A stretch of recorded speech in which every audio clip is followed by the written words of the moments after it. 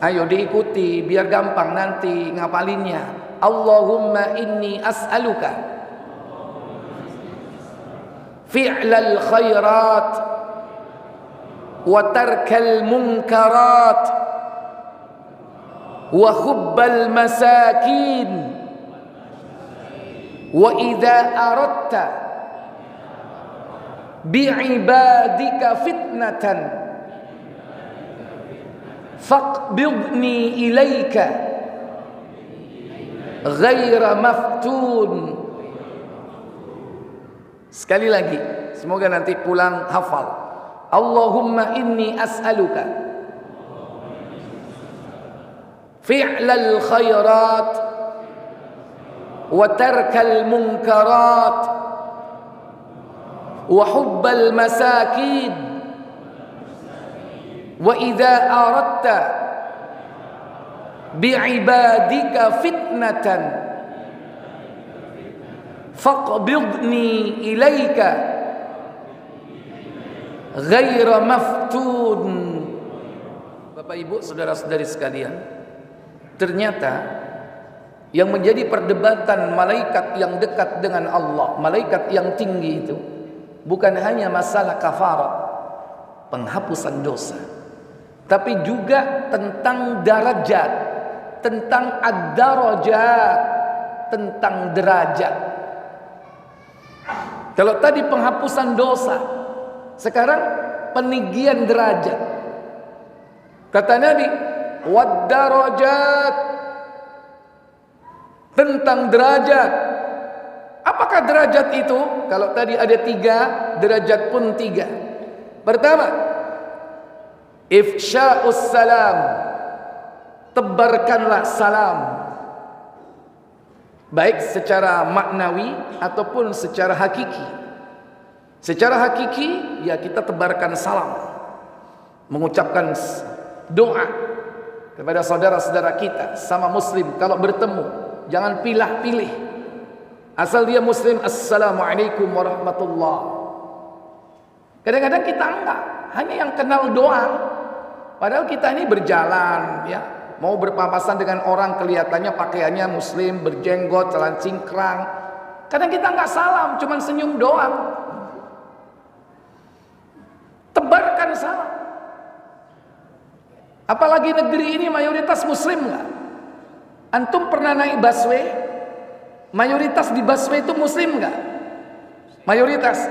Aksioma, tidak perlu diteliti, karena mayoritas negeri ini muslim. Insya Allah di angkot, di tempat-tempat umum mayoritas muslim.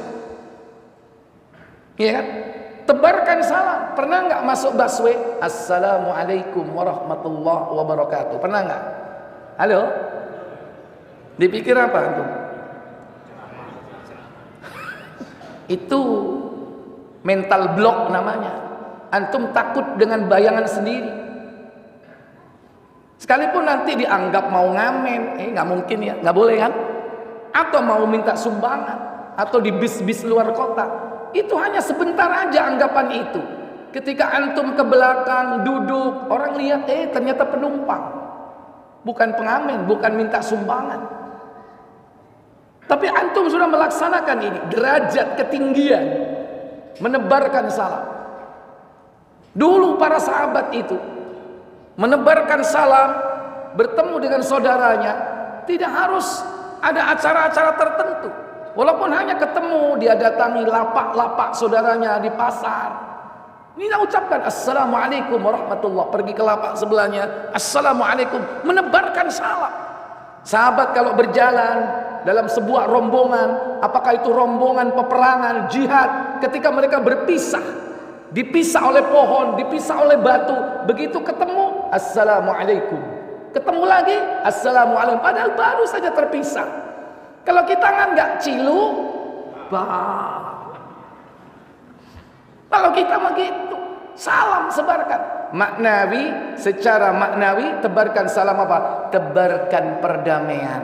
Orang muslim nggak suka keramaian, maksudnya nggak suka kekerasan, sukanya cinta damai.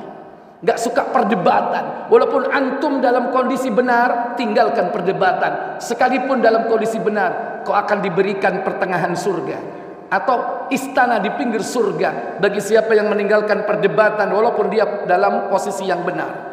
Kenapa? Cinta dengan kedamaian, nggak suka rame-rame. Ikhwatal iman, ini derajat. Yang kedua, wa it'amut ta'am, memberikan makan. Nggak harus kepada orang fakir, nggak harus kepada orang miskin. Memberikan makan itu kepada siapapun yang butuh makan. Siapa yang butuh makan? Orang yang lapar.